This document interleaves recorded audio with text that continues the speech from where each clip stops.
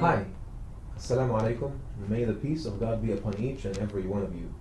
Welcome to Gems for the Traveler. My name is Imam Muhammad Abdul Aziz. I work at the SALAM Center in Sacramento, California. In this series, we explore the different facets and the different names and attributes of God Almighty. This is the month of Ramadan, and Muslims come to the mosque in order to learn, in order to grow spiritually, and connect with their Creator. In this series, we attempt at learning more about God through studying His names. I invite each and every one of you to join us on this beautiful journey to learn more about the qualities and the attributes of the Creator of heavens and earth. Thank you so much for tuning in. السلام عليكم.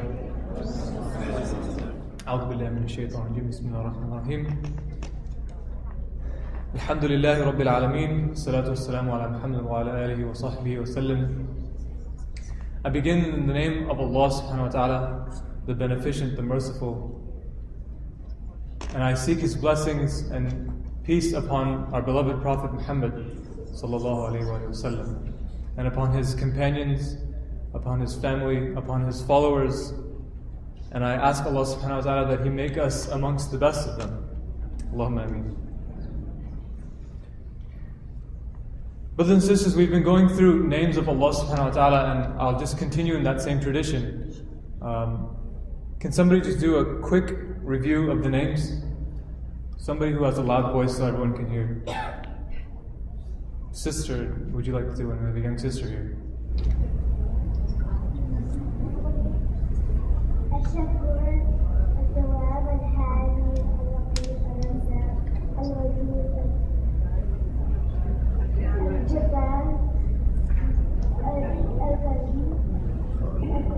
One more. Two more. Khaliq and what? Al-Raqib, is that the last one? Okay. Okay. Jazakallah khair. Can we get a takbir for the sister? Takbir. MashaAllah, I didn't even know all those. So the names that I wanted to go over tonight follow in the same tradition, of course. They're names of Allah subhanahu wa ta'ala that I want to draw your attention towards.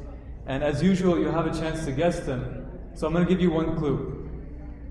These are names that not only describe Allah subhanahu wa ta'ala's status as the highest, but they also describe our status, our real status to us.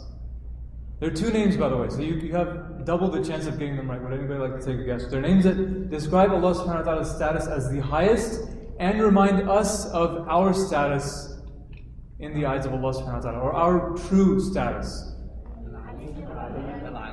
No, it's not an Ali. Azim, no. That was close, but no. Al-Alam, no. No, it's not. You guys aren't going to get it, by the way. Say again?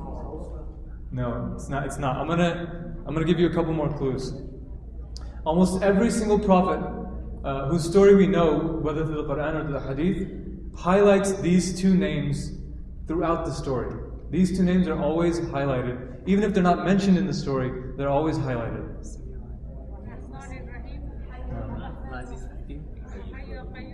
Al-Hayy al-Qayyum, no. These two names are basically what make any hero and villain in a story. We got a brother who got it. Do you have candy? No, I don't have candy, I'm sorry. The brother said Al-Mu'izz, and the second one should be then? No. Let me give you the last hint. These two names are polar opposites of each other, but serve the same purpose. Al-Mu'izz wal-Muthill. Yes. Al-Mu'izz and Al-Muthill. Very good. Jazakallah khair. I'll give you candy some other day, inshallah. The two names of Allah subhanahu wa ta'ala that I want to talk about are Al-Mu'izz and Al-Muthill. The one who raises in honor. The one who raises in honor, Al-Mu'izz. And the one who lowers in disgrace or humility, Al-Muthill. Now before I say anything else about these two names, before I give you explanations or go through linguistics, I want to make a point I think that we're all familiar with, but just a reminder. about humanity and human societies. I think it is necessary to make this point because this is basically the context within which I want you to think of these names. Human societies have existed throughout, history, and they've existed in all different kinds of ways. There have been civilizations that have risen and fallen in all different places, in all different parts of the world, in all different kinds of times, with different technologies and different cultures and different customs and different societal norms. You would agree, right? This is a fact. And each culture, each society has so many things that make it unique, but at the same time, there are certain things throughout all of these societies that bind them together. There are certain things that all of these societies have in common. And one of those things that every single society has in common is its understanding of status, is the importance of status in the place in which an individual holds in society. So your status and your value to society is always important, no matter which society you belong to or which civilization you come from. This could be applied to the native tribes that live right now in the Amazon forest. This could be applied to ancient empires such as Rome and the Byzantine Empire, the Persian Empire, the Chinese Empire. I could go on and on. This could be applied to, I'm sure, societies and civilizations that we haven't even discovered yet. And it could also be applied to our society today. Right? Western civilization, status is still important. Right? Your esteem and the way people look at you and the things people say about you and the value that you are perceived to have in that society is important. Al-Mu'izz, the one who raises in honor, the one who raises in value, and the one who strengthens, as one of the names of Allah subhanahu wa ta'ala, seems to pick certain people in these societies and raise them in this way. And at the same time, Al-Muthill, Allah subhanahu wa ta'ala seems to pick other people and humiliate them in some ways, and humble them, and lower their status. So let me ask you a very, first of all, if I was to ask for a show of hands, if I was to say, how many of you in this room feel that you are a valuable member of society? I hope that everyone would raise their hands. Right? In some way or in some shape or form, you all think of yourselves as valuable. You all assign yourselves some value. Maybe some of you think that your value is small, others of you think that your value is great. Some of you attach your value to worldly things that may have something to do with your job. For one brother, he may be an investment banker, right? He manages lots of money, and he's very good at his job, and he gets promotions all the time. This makes him feel that he's valuable. For a sister, it may be something like the family she belongs to, right? Her family is an honorable family with a good name and a good reputation, and they can trace their lineage back to maybe some great person in history, right? And she carries that name of her family with honor and dignity. For another person, it may be that their value is attached to the services that they provide, right? Maybe you volunteer all the time at the masjid, right? And you're helping to make the SALAM Ramadan program what it is. And you feel that if it wasn't for you, the Ramadan program wouldn't be all that it's kicked out to be, right? For others of you, for another sister, it may be her fashion sense, right? She feels that her understanding of beauty and of aesthetics is beyond what most people perceive, and so she is always setting new trends with her new hijab styles and whatnot. Right? There's all different kinds of things that you may use to assign yourself value. And these things are vast. They're any single thing that you can think of in this world, somebody probably uses that thing to assign themselves value. So take a moment and imagine in your own mind all the things that you feel make you valuable. The big things and the small things. Think about all the things, and try and fill your mind with all the things that you perceive as valuable. Now let me ask you a question. What if all of that disappeared? What if every single thing that you could store into your mind as what gives you value and makes you a valuable person disappeared? Right? This brother, he has a great job, suddenly he's unemployed. That sister, she has a great reputation, suddenly there's rumors being spread about her. This brother, he's a great volunteer, all of a sudden he breaks his arm and he can't volunteer anymore. right? This sister, she perceives herself as beautiful, and suddenly the beauty starts to fade. Right? What if these things that we assign value to and that we used to consider ourselves valuable disappeared? What if Allah subhanahu wa ta'ala, Al-Muthill, took these things away and humbled you and lowered you in that understanding? Let's take a more thorough examination of the names. Al-Mu'izz, the one who honors and the one who assigns value, comes from the root word azza. Can anybody share with us what azza means?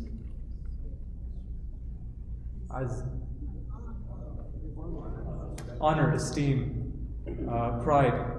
There's another understanding of the word azza to mean to succeed at something or to prevail, right? Azza. Is there another name of Allah subhanahu wa ta'ala that has the same root? Al-Aziz. This is the more common one, right? Al-Aziz, we all know this one. Al-Aziz comes from the same root. The word, the name Al-Mu'izz roots itself in this term, and this term Azza in Arabic, this root is one of the most rich and beautiful roots in Arabic. It really demonstrates the vast understanding of each individual word that Arabic has, and the beauty of this ancient language. The word Azza can imply strong and powerful. It can imply noble and honorable. It can imply rare and excellent. The word Azza, for example, as I mentioned, it means prevailed or succeeded. Yu'izzu, he honored something or he increased something in status. Before Islam, the Arabs used to have an idol by the name of Uzza. Uzza was one of the idols, right? This was supposed to be one of the daughters of Allah. Astaghfirullah. I can't believe I said that in Masjid. But yeah, this is basically supposed to be one of the daughters of Allah subhanahu wa ta'ala, right? And they worship this idol. The name I'tizaz means what?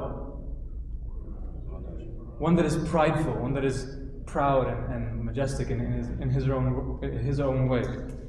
And then the name Al-Muthill comes from the root word Dhil. The root word Dhil. And this root has connotations of something that is low and disgraced. To be abased, or the lowest of the low, or humiliated, or brought down, or even hanging low. Yudhillu, for example, means what? He degraded, he disgraced something. The word dhal is used in the Quran in various locations to mean weakness, to mean humility, to mean disgrace. And this isn't the only understanding of the word dhil. For example, in the Quran, Allah subhanahu wa ta'ala says, هُوَ الَّذِي جَعَلَ لَكُمُ الْأَرْضَ ظَلُولٌ. Right? He made the earth manageable. He made the earth tameable and subservient to you, right? So it's not always a negative connotation, but it basically has this understanding of something that is lowered. I mentioned earlier that every story of any prophet that you can think of has, in some way or the other, highlights these names. Now, what evidence do I have for that? Well, let's consider some of the stories of the prophets. Let's consider the story of Nuh. Was it not Al-Mu'izz that honored Nuh with long life? Was it not Al-Mu'izz that honored him with prophethood? For how many years? For 900 years? 950 years? Was it not Al-Mu'izz that gave him these honors? That raised him above the rest of society and said, you are worthy of being a prophet of Allah, you are worthy of carrying this honorable message? And in the same token, was it not Al-Muthill that caused Nuh alayhi salam to suffer all that humiliation? Because for 900 years he preached to his people, continuously telling them the same message, continuously trying to get across a simple idea to worship Allah subhanahu wa ta'ala, the one that provides and sustains and watches over you and loves you and calls back to you. He constantly preaches this message and only a handful of people follow. And then Allah subhanahu wa ta'ala gives him a task that is even more humiliating. Nuh lives in the middle of a desert, and Allah asks him to build an ark, a boat. And imagine the kind of mockery that people gave him. Nuh, what is wrong with you? What are you doing? We thought you were crazy, yeah, but now what? What are you doing? A boat?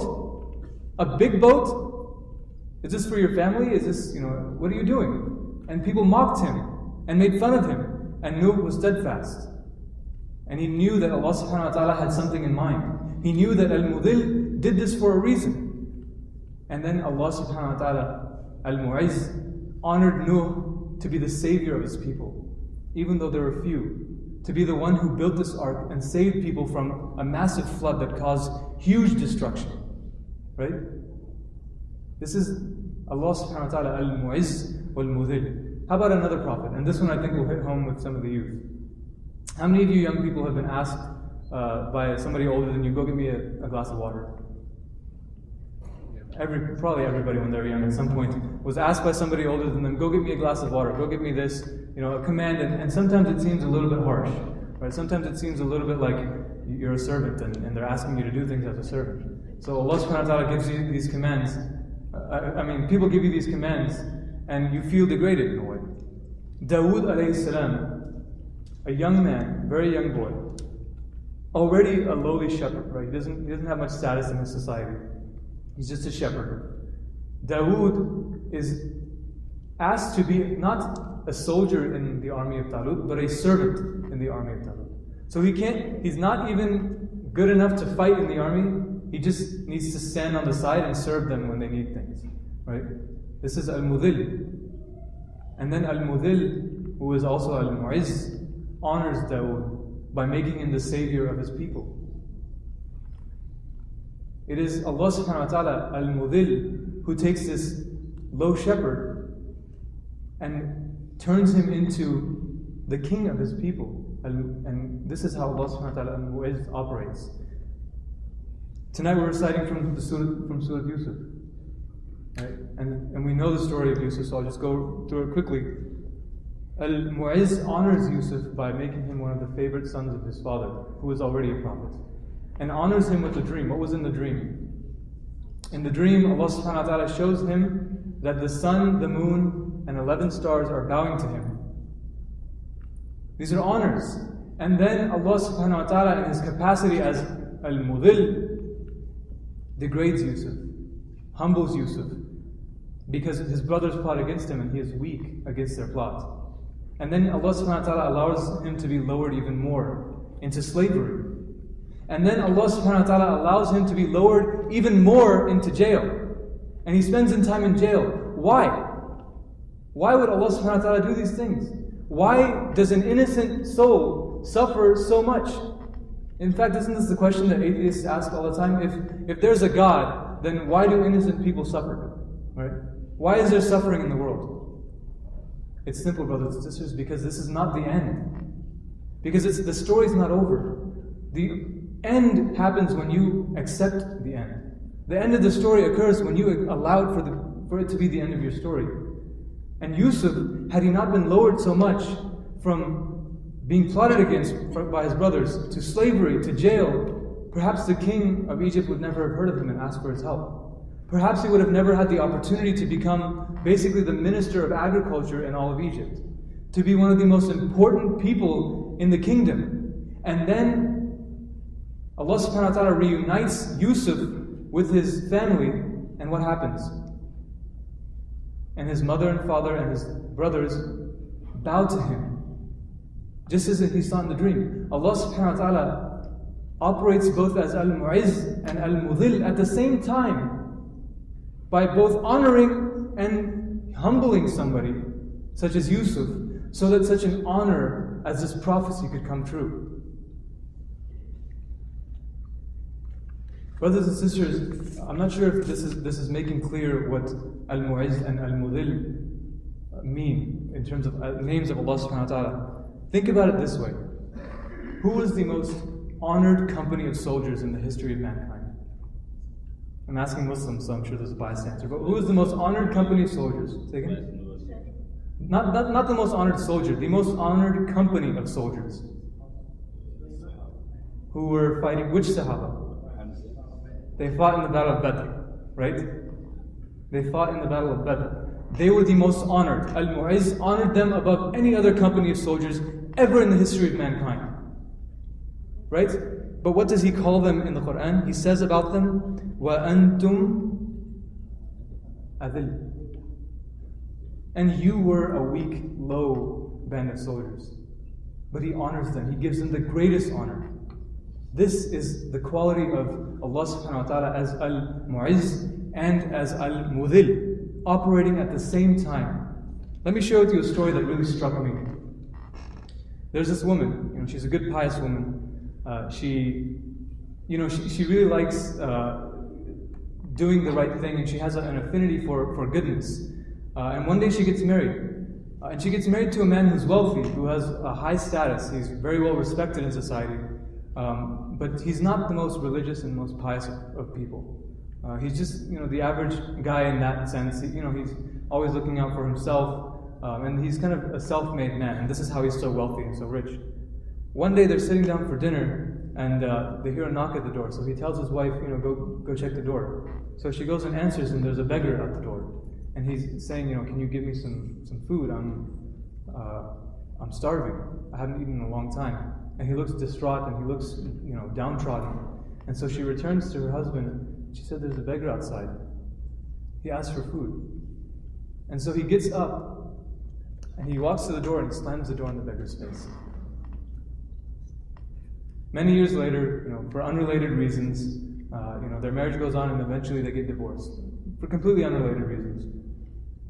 And then a few years later, this same woman ends up getting married again, and this time she's married to a good, kind-hearted man, somebody who's not as wealthy and not as rich as the first husband, but he's a good man. He has a good heart. He's kind. He's generous. He's very giving.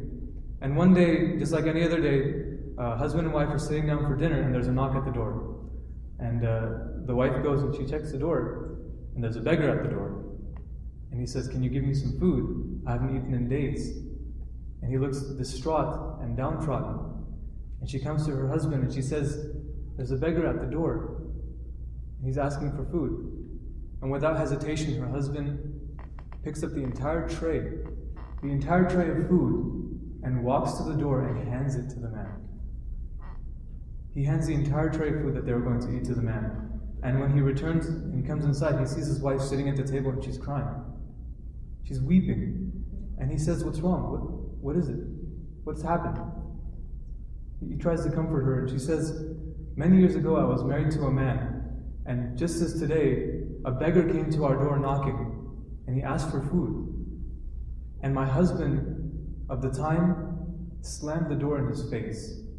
And he says, that's okay, that's nothing to cry about, we did it differently. And she says, you don't understand. This beggar was my first husband. And you know what her husband replies? I do understand. I'm the first beggar. Allah subhanahu wa ta'ala, Al-Muthill, brought this man, this first beggar, to such disgrace and dishonor and such difficulty and such weakness, only to later turn his life around as Al-Mu'izz, to bring him such honor and dignity, to have married him to such a wonderful woman, to have given him a nice house and the ability to give. Right? This is the kind of quality that Allah subhanahu wa ta'ala has with us. He gives us opportunities when we're downtrodden, when He puts us through difficulty and when He humiliates us. He's giving us an opportunity. As Al-Muthill humiliates us, Al-Mu'izz reaches out His hand and honors us. Because think back to the original conversation that we had. We think of so many things that we use to assign ourselves value. We think of jobs and beauty and physical strength and wealth and all these things. Well, Al-Muthill reminds us that your true value, your true worth, is not because you have these things or because you were honored at some point, nor is your true value because you were disgraced at some point or humiliated. Your true value is that Allah subhanahu wa ta'ala, in His capacity as Al-Mu'izz, honors you to test you. And Allah subhanahu wa ta'ala, in His capacity as Muthill, humiliates you again to test you. The fact that He cares enough to put you through these things, He cares enough to continue your existence and to pay so much attention to you and to create situations around you that are difficult but that are designed exactly the way He wanted them to be designed. The fact that He went through all this work just for each individual soul. And there's billions and billions of souls that have existed and will exist. The fact that He cares so much, that's what gives you value. This is what assigns you true value. And this is how Allah subhanahu wa ta'ala reminds us that your true value is to be measured in His eyes, not in the eyes of the people around us or the world within which we live. This is temporary. We'll be gone from here, but we will forever be with Allah subhanahu wa ta'ala. And just as a final evidence for my claim, Allah subhanahu wa ta'ala acts as Muthill and Mu'izz every single day towards you. He does this towards you every single day, multiple times a day. Some of you come to the call and some of you don't. When you're standing or when you're bowing in ruku', Allah subhanahu wa ta'ala has asked you to do what? He's asked you to take your most honorable part, your face, right? Your most honorable and dignified and beautiful part of your body. And He asks you to make it even with the most dishonorable part of your body, right? When you're standing in ruku', your back is flat, and your head is even with your bottom. Am I correct? And then Allah subhanahu wa ta'ala lowers you even more. He asks you to take the most honorable part of your body and make it even lower, putting it on the ground. He acts as Al-Mudhill, lowering you more and more, 5 times a day, multiple times in each prayer, because Al-Mu'izz is inviting you to His company. What is the moment when we're closest to Allah subhanahu wa ta'ala? In sujood. Al-Mudhill lowered you, so your face is on the ground. Al-Mu'izz is in your company. I ask Allah subhanahu wa ta'ala that these words are beneficial to us, that we are amongst the people who hear everything but adhere to the best of it and understand the best messages that are delivered to us. I ask Allah subhanahu wa ta'ala that He gather us in the company of the prophets, that He gathers in the company of those that He is pleased with in Jannah. Allahumma ameen. I ask Allah subhanahu wa ta'ala that He make us amongst the people who are capable of understanding these messages and delivering them and demonstrating them and living our lives by them. And I ask all of you that if I have said anything that was offensive, forgive me, but if I said anything that was beneficial, that came from Allah subhanahu wa ta'ala, that you thank Him. Jazakallah khair for your time. Assalamu alaikum. Thank you so much for listening, and I hope you enjoyed this episode of Gems for the Traveler. If you have any questions about the material you just watched, or if you would like to come to Salam in order to join us for one of the services, please visit our website at www.salamcenter.org, or you can visit my Facebook page, www.facebook.com/ImamAziz. I hope that this episode touched your hearts spiritually as it did ours. God bless you all, and thank you.